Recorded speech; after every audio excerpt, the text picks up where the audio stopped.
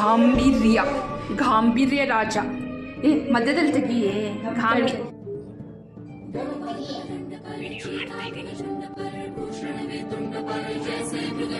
ಗಾಂಭೀರ್ಯ ರಾಜ, ನಮ್ಮ ರಾಜ, ವಿವಾನ್ ರಾಜ ಸೀರಿಯಸ್ ಆಗಿದ್ದಾನೆ, ತುಂಬ ಗಾಂಭೀರ್ಯ ನಡತೆಯಲ್ಲಿ ಇದ್ದಾನೆ.